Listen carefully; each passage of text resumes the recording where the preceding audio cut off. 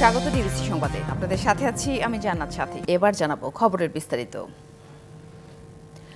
জাতীয় শিক্ষাক্রম ও পাঠ্যপুস্তক বোর্ডের পাঠ্যপুস্তক ইন্সপেকশন এজেন্টের টেন্ডারিংয়ে ঘটেছে তুগলকি কাণ্ড। সরকারের দেয়া দরের চেয়ে প্রায় ৯৫ কমে কাজ করতে চায় পাঠ্যপুস্তকের ইন্সপেকশন এজেন্ট। এনসিটিবি বলছে ছাপাখানা থেকে সুবিধা নেওয়ার প্রবণতা থেকেই এমন কম দামে কাজ নেওয়ার ফাঁদ। পাঠ্য বই মানহীন হবার পেছনে এই প্রবণতার দায় দেখছেন ছাপাখানার মালিকরা। Hitech survey and inspection service এনসিটিবির পাঠ্য বই ইন্সপেকশনের জন্য এবার টেন্ডারে অংশ নিয়ে দর দিয়েছেন সরকারের নির্ধারিত দরের চেয়ে ৯৪.৬৮ কম। অর্থাৎ মাধ্যমিকের পাঠ্য বই ইন্সপেকশনের জন্য সরকার নির্ধারিত ৭৫ লাখ টাকার কাজ তারা করতে চাচ্ছেন মাত্র ৪ লাখ টাকায়। কম বেশি এমন অবস্থা টেন্ডারে অংশ নেয়া ৬টি কোম্পানিরই, যেখানে দ্বিতীয় সর্বনিম্ন দরদাতা দিয়েছেন সরকারের দরের চেয়ে ৮৮.০১ কম, আর সর্বোচ্চ দরদাতাও সরকারের দেয়া দরের চেয়ে ৫৬.৫৩ কম দর দিয়েছেন কাজ পেতে। এনসিটিবি বলছে ইন্সপেকশন কোম্পানিগুলোর ছাপাখানা থেকে সুবিধা নেয়ার প্রবণতা রয়েছে, ফলে বিনা টাকায়ও কাজ করতে চায় তারা। ইন্সপেকশন যে এজেন্টগুলো পূর্বের রেকর্ড খারাপ, তাদেরকে কিন্তু তারা লোয়েস্ট প্রাইস করেছে এই উদ্দেশ্য নিয়ে যে তারা লোয়েস্ট পিপিআরের কারণে লোয়েস্ট প্রাইস কাজ পাবে, এরকম নিয়ে গত বছর -97% প্রাকুলিত দরের চেয়ে কম সে কাজ পেয়েছিল। তার কাছ থেকে আমি কি আশা করতে পারি? এবার যখন আমি দেখলাম যে -94% সে লোয়েস্ট হয়েছে, তাকে কি করে আমরা কাজ দিতে পারি? এটা তো হতে পারে না। মুদ্রণ সমিতি বলছে ইন্সপেকশন এজেন্টদের এমন কার্যক্রমের ফলে অনিয়ম করেন ছাপাখানার মালিকরা। সবাই তো চাইবে একটু কম টাকা দিয়ে, যদি ৫ টাকা ঘুষ দিয়ে ১০ টাকা প্রফিট করা যায়, ১ টাকা ঘুষ দিয়ে ২ টাকা প্রফিট করা যায়, সেটা করবে। চাপ তৈরি হয় আমাদের, তখন আমাদের মান নিম্নমান করতে বাধ্য হই আমরা। ফুললি বাতিল করে দেওয়া উচিত যারা এত লেসে টেন্ডার করবে। অকল্পনীয় কম দামে কাজের আগ্রহ এবং অভিযোগ সম্পর্কে নানা অজুহাত কোম্পানিগুলোর। তো কোনোভাবেই সম্ভব না, এটা আমাদের কোনো কারণ তারা ব্যাখ্যা করে নেই। আমাকে ধারণা ছিল যে ওরা রিটেন্ডার করে দেবে আর কি, যাদেরকে কাজটা দিয়েছে তারাও অনেক কম দেয়। এসব ইন্সপেকশন এজেন্টদের বিরুদ্ধে ব্যবস্থা নেয়ার প্রয়োজনীয়তার কথা বলছে সংশ্লিষ্ট সকলেই। মনিরুল সোহাগ, ডিবিসি নিউজ, ঢাকা। আজ ১২ ডিসেম্বর সর্বজনীন স্বাস্থ্য সুরক্ষা দিবস।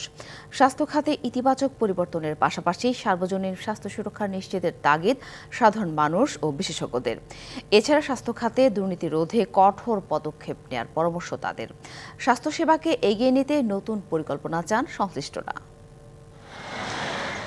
স্বাস্থ্যসেবা পেতে নানা অভিজ্ঞতার কথা বলেছিলেন ঢাকা মেডিকেল কলেজ হাসপাতালের রোগী ও তাদের স্বজনরা। চিকিৎসা নেওয়া থেকে ওষুধ কেনা পর্যন্ত পদে পদে নানা বিড়ম্বনার অভিযোগ তাদের। এটার মূল্য হচ্ছে ২৪৭২ টাকা, আর এটার দোকান থেকে কিনে আনছি ৩৭০০ টাকা দিয়া। চেঞ্জ বলতে ওই যে ইমার্জেন্সিতে দাঁড়িয়ে থাকা যায় না, এইটা একটা চেঞ্জ চাই। স্বাস্থ্যসেবা নিশ্চিতে বিভিন্ন দাবিও উঠে আসে তাদের কথায়। ৩ জন রোগী যদি অসুস্থ একটা সিটে থাকে, ২ জন রোগী একটা সিটে থাকে, তাহলে সে সুস্থ কিভাবে পাবে? এর অবস্থা রাত হলেই চোদ্দের আনাগোনা বাইরে যায় অনেক, আমরা কেউ এখানে নিরাপত্তা নাই এখানে। সর্বজনীন স্বাস্থ্য সুরক্ষা কাজের প্রকল্পগুলোর মধ্যে দরিদ্র এবং দরিদ্র সীমার নিচে চলে যাওয়া পরিবারগুলোর স্বাস্থ্যসেবা নিশ্চিতের বিষয়টি গুরুত্বপূর্ণ বলে মনে করেন বিশেষজ্ঞরা। আর এখানে আমাদের মাত্র ৪.৫ কোটি পরিবার, এবং এটা দেওয়ার জন্য আমরা হিসাব করে দেখছি যে সরকারের ৬,০০০ কোটি টাকার বাজেট লাগে। আমাদের বাংলাদেশে প্রায় ১৯.৫ কোটি মোবাইল ফোন ইউজার আছে। এই ১৯.৫ কোটি মোবাইল ফোন ইউজারের কাছ থেকে মাসে যদি আমরা ১০ টাকা করে নিই, মানে ডেলি ৩৩ পয়সা, তাহলে এখানে প্রায় ২৫০০ কোটি টাকা চলে আসে। এইটা একটা বড় সোর্স, এটা করতে হবে, সব টাকা দরকার। বিদেশে না গিয়ে দেশেই সুচিকিৎসা পাওয়া নিশ্চিতের তাগিদ দেন এই বিশেষজ্ঞ। উপজেলা লেভেলেও প্রায় বছরে ১ কোটি টাকার ওষুধ এবং অন্যান্য জিনিস প্রকিউর করে। তাহলে দেখা যাচ্ছে যে উপজেলা লেভেলে এখন সিন্ডিকেট হয়ে গেছে।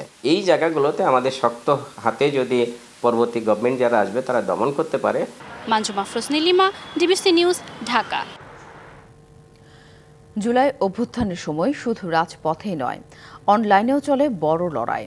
ইন্টারনেট সেবা বন্ধ করে দেওয়ার ফলে পরিস্থিতি মোকাবেলায় কাজ শুরু করে দেশের কিছু তথ্য প্রযুক্তি প্রতিষ্ঠান। নানা উপায়ে চলতে থাকে সাইবার লড়াই, আর নির্যাতন নিপীড়নের ফুটেজ আন্তর্জাতিক গণমাধ্যমে পৌঁছে দেয় কুটমলির মতো আইটি প্রতিষ্ঠানগুলো।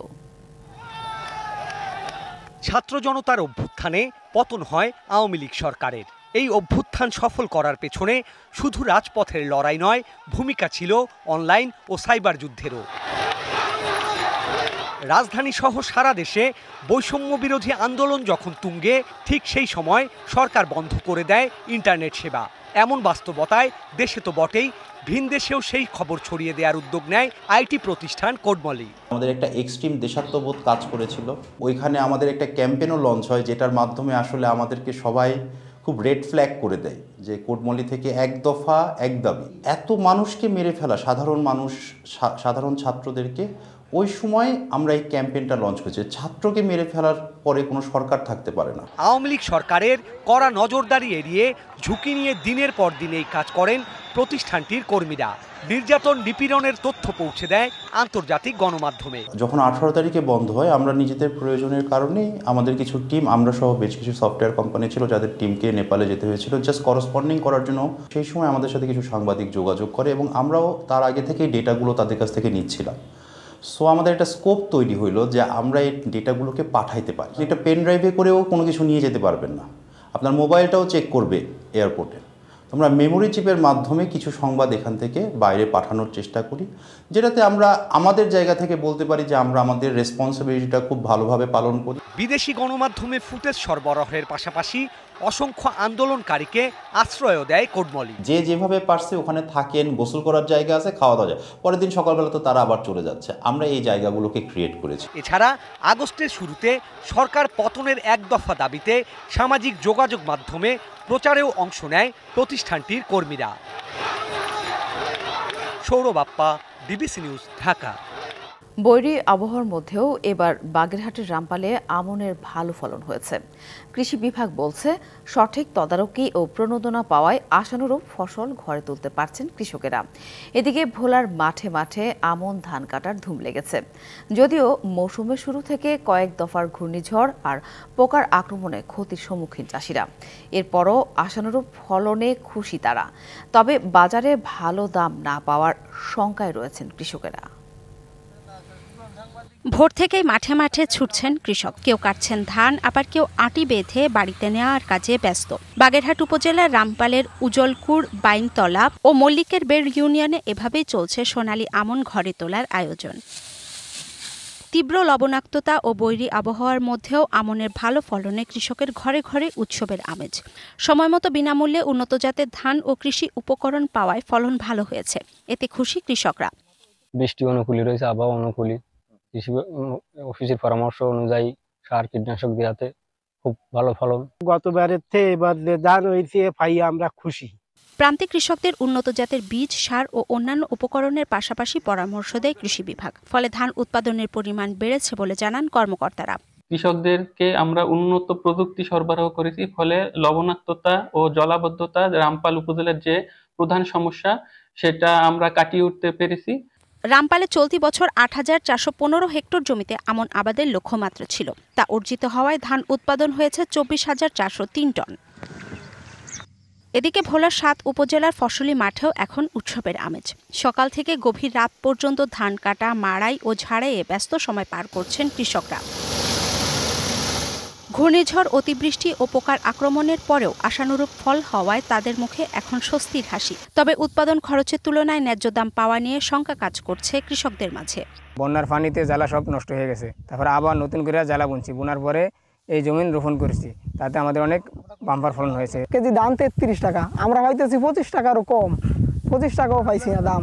তাহলে এই দামে তো আমাকে পোষাইতেছে না। বাজার হিসাবে আমাকেও মনে করেন আমাকেও একটু হয়, আমাদের একটু বাড়ায় বা দেখিয়া দিলে একটু খুব ভালো হয়। কৃষকদের ক্ষতি পুষিয়ে দিতে সরকারের নানা প্রণোদনার কথা জানালেন কৃষি কর্মকর্তা। খাদ্য বিভাগ ধান ক্রয় কার্যক্রম কয়েকদিনের ভিতরে শুরু করবে। যখন খাদ্য বিভাগ ধান ক্রয় শুরু করবে, দেখবেন বাজার দর বা বাজারে যে ধানের দামটাও বেড়ে যাবে। চলতি মৌসুমে ভোলায় ১,৭৬,০০০ হেক্টর জমিতে আমন চাষের লক্ষ্যমাত্রা ধরা হলেও আবাদ হয়েছে ১,৭৩,০৩২ হেক্টর জমিতে। অর্ঘ্যমিত্র তরফদার, ডিবিসি নিউজ ডেস্ক। শীতে কাবু চুয়াডাঙ্গা। 24 ঘন্টার ব্যবধানে জেলায় তাপমাত্রা কমেছে প্রায় 4 ডিগ্রি সেলসিয়াস। সকাল 6টায় এ জেলার সর্বনিম্ন তাপমাত্রা রেকর্ড করা হয়েছে 10.2 ডিগ্রি সেলসিয়াস। এ বিষয়ে আরও জানাতে আমাদের সাথে সরাসরি যুক্ত হয়েছেন সহকর্মী কামরুজ্জামান সেলিম। সেলিম, আজকের শীতের তীব্রতা কেমন, শ্রমজীবী মানুষের অবস্থা সব মিলে জানাবেন।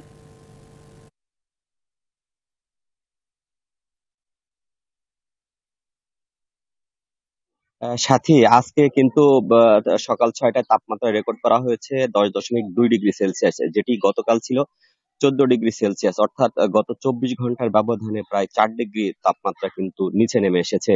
আর এই তাপমাত্রা নিচে নামে আসার কারণে কিন্তু শ্রমজীবী ছিন্নমূল মানুষ যারা অসহায় রয়েছে তারা কিন্তু বেশ বিপাকেই পড়েছে।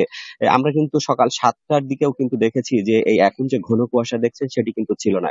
ঠিক 7টা সাড়ে 7টার পর থেকে কিন্তু পুরো এলাকা কিন্তু ঘন কুয়াশায় একেবারে ঢেকে গেছে। এই কারণে কিন্তু যারা শ্রমজীবী মানুষ রয়েছে তারা কিন্তু বাইরে বের হতে পারছে না। আর বাইরে বের না হওয়ার কারণে কিন্তু তাদের যে জীবন জীবিকার উপরে বেশ প্রভাব পড়েছে। আমরা শহরগুলোতে দেখেছি অনেকেই কিন্তু খড়কুটো জ্বালিয়ে শীত নিবারণের চেষ্টা করছে। এছাড়া কিন্তু আমরা মাঠে দেখেছি এখন কিন্তু বীজতলা রোপণের সময়, কিন্তু সেখানেও কিন্তু সেই কাজ ব্যাহত হচ্ছে।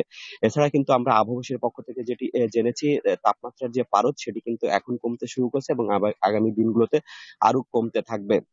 এছাড়া কিন্তু আমরা জেলা প্রশাসনের সাথে কথা বলেছি, তাদের পক্ষ থেকে কিন্তু শীতবস্ত্র বিতরণের যে কার্যক্রম সেটাও কিন্তু এখনো চোখে পড়েনি। পাশাপাশি যারা বেসরকারি যে শীতবস্ত্র বিতরণ করার কথা তাদেরও কিন্তু আমাদের চোখে পড়েনি। এই কারণে কিন্তু শীতার্ত মানুষ বেশ বিপাকে পড়েছে। আর এই শীতের কারণে কিন্তু এখন সবচেয়ে বেশি সমস্যায় রয়েছে কিন্তু যারা শিশু রয়েছে, বৃদ্ধ রয়েছে। শিশুদের ডায়রিয়া এবং বৃদ্ধদের কিন্তু শ্বাসকষ্টজনিত রোগে হাসপাতালগুলোতে ভিড় করছে।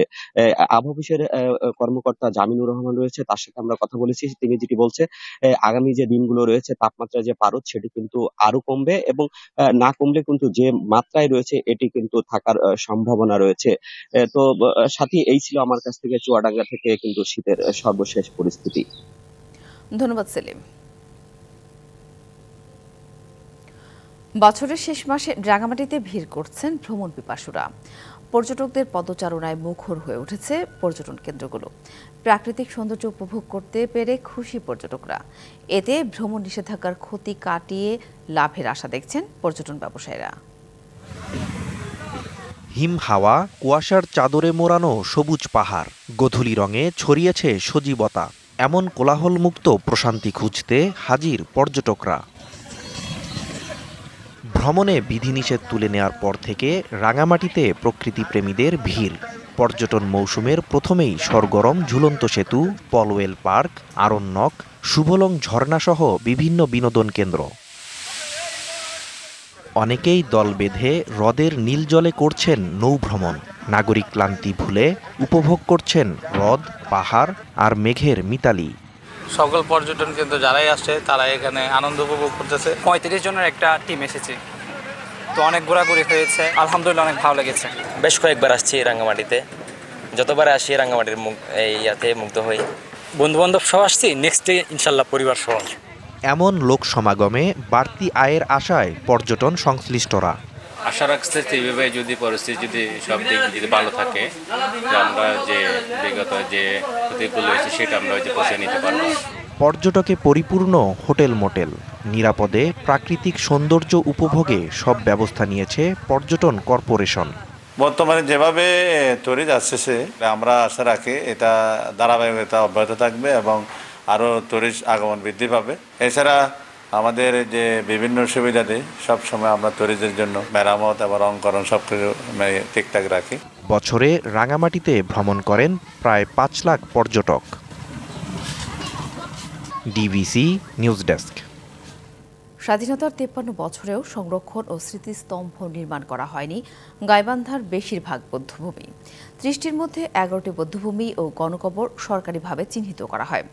2018 সালে সংরক্ষণ ও স্মৃতিস্তম্ভ নির্মাণে দরপত্র আহ্বান করা হলেও নানা কারণে থমকে আছে কাজ। হতাশা জানিয়ে বীর মুক্তিযোদ্ধা ও বিশিষ্টজনরা বলছেন, বৌদ্ধভূমি ও গণকবর সংরক্ষণ করে স্মৃতিস্তম্ভ নির্মাণ করা না হলে হারিয়ে যাবে সব স্মৃতি। নতুন প্রজন্ম জানবে না সঠিক ইতিহাস। ভয়াল 25শে মার্চ কালো রাতে নিরস্ত্র বাঙালির ওপর ঝাঁপিয়ে পড়ে পাকিস্তানের বর্বর হানাদার বাহিনী। বাঙালি জাতির কণ্ঠ স্তব্ধ করে দিতে চালানো হয় অপারেশন সার্চলাইট। গণহত্যা চলে গাইবান্ধাতেও। গাইবান্ধা স্টেডিয়ামে মূল ঘাঁটি তৈরি করে পাক বাহিনী। পাশে কপিলশার গোডাউনে পাকিস্তানি সেনাবাহিনীর হত্যাযজ্ঞের শিকার হন অসংখ্য মুক্তিকামী মানুষ। জেলা বৌদ্ধভূমি সংরক্ষণ কমিটির হিসাবে অন্তত ৩০টি স্থানে তাণ্ডব চালায় হানাদাররা, তবে সরকারিভাবে চিহ্নিত ১১টি। সংরক্ষণ হয়নি বেশিরভাগ বৌদ্ধভূমি ও গণকবর, পড়ে আছে অযত্ন অবহেলায়, কোনোটা হয়েছে দখল। বাকি বৌদ্ধভূমি ও গণকবর চিহ্নিত করে স্মৃতিস্তম্ভ নির্মাণের দাবি মুক্তিযোদ্ধা, রাজনৈতিক ও মুক্তিযুদ্ধ গবেষকদের। আমাদের সবার মুক্তিযোদ্ধা যারা আছেন এখানে আমাদের তাদের সবারই দাবি যে এখানে একটা স্মৃতি স্তম্ভ হোক। ইতিহাসটা কিন্তু আমাদের এই প্রজন্মকে আমি মনে করি খুবই জানানো দরকার। আর এতদিনেও যে হয়নি সেটার জন্য একটা নিন্দা, ক্ষোভ, দুঃখ জানাচ্ছি। মুক্তিযুদ্ধের স্মৃতি সংরক্ষণ পাঠাগার থেকে শুরু করে একটা বড় কমপ্লেক্স, বৌদ্ধভূমির সাথে কমপ্লেক্স এটা তৈরি করার। বৌদ্ধভূমি সংরক্ষণ কমিটির অভিযোগ, কপিলশার গোডাউন জেলার প্রধান বৌদ্ধভূমি হলেও তা উপেক্ষা করে আওয়ামী লীগ সরকারের আমলে হুইপ সেখানে আইটি সেন্টার প্রকল্প বাস্তবায়ন করে। এ বিষয়ে কথা বলতে রাজি হয়নি গণপূর্ত বিভাগের কেউ। প্রকল্প বাস্তবায়নকারী যে সংস্থা, তাদের যেই নিষ্ক্রিয়তা এবং নির্লিপ্ততা, যার কারণে আজকে এই বৌদ্ধভূমিগুলো সংরক্ষণ হচ্ছে না। সব বৌদ্ধভূমিগুলো চিহ্নিত করে স্মৃতিস্তম্ভ নির্মাণের দাবি সংশ্লিষ্টদের। DBC news desk. ধর্ষণ মামলা প্রত্যাহার না করায় বাদীকে অস্ত্র ও গুলি দিয়ে পুলিশে দেওয়ার অভিযোগ উঠেছে। ধর্ষণের ঘটনা সাভারে ঘটলেও বাদীকে ফাঁসানো হয়েছে পাবনায় তার গ্রামের বাড়িতে। বিষয়টি পরিকল্পিত দাবি ভুক্তভোগী পরিবার ও এলাকাবাসীর, তবে অস্বীকার করেছে অভিযুক্তরা। ধর্ষণের শিকার ৯ বছরের শিশুটির বাবা পেশায় রিকশা চালক। গ্রামের বাড়ি পাবনার সুজানগর উপজেলার উদয়পুরে। জীবিকার তাগিদে পরিবার নিয়ে বসবাস করে সাভারে। ২০২২ সালে তার বাসায় থাকতে দেন প্রতিবেশী আলমগীর হোসেনকে। চাকরি খোঁজার কথা বলে অনুরোধ জানালে বিশ্বাস করেন তাকে, কিন্তু দ্বিতীয় দিনেই শিশুকন্যা আলমগীরের লালসার শিকার হন অভিযোগ পরিবারের। এই ঘটনায় সাভার মডেল থানায় আলমগীর হোসেনের নামে মামলা দায়ের করে শিশুটির বাবা। আটক করা হয় অভিযুক্তকে। এরপরই বাদীর পরিবারকে ভয়ভীতি দেখানো শুরু। আসতে থাকে মামলা তুলে নেওয়ার চাপ। তাতে রাজি না হওয়ায় বাদীকে অস্ত্র ও গুলি দিয়ে ফাঁসানোর এই অভিযোগ। আমাদের সবাই গাড় ধাক্কা দিয়ে, বক্সিং দিয়ে মারিয়ে দিয়ে, বের করে দিয়ে আমার ছেলেকে ঝাঁপ আটকায় দিয়ে এই অস্ত্রটা তার হাতে তুলে দিয়েছে চেয়ারের পরে বসায়া। হাফিজ মণ্ডল, আলম শেখ, কালাম মিয়ে, তারপরে মওলা মণ্ডল, এরা সব গুনি ঝাঁপ আটকাইতে আমার ছেলেটার মায়ের ধরে খুব করছে। সঠিক তদন্ত করে এটার প্রকৃত যে বিচার আমরা সেটা আশা করি। তবে অভিযোগ অস্বীকার করেছে বিবাদী স্বজনরা। আইসি কইছে একটা টাকা লাগবে, সালিশদাররা আছে, ওনারা যেটা করিয়ে দিবি সেইটি আমি রাজি আছি। তোর কাছে টাকা দেবো কে? কাজে না দেওয়া লাগবে।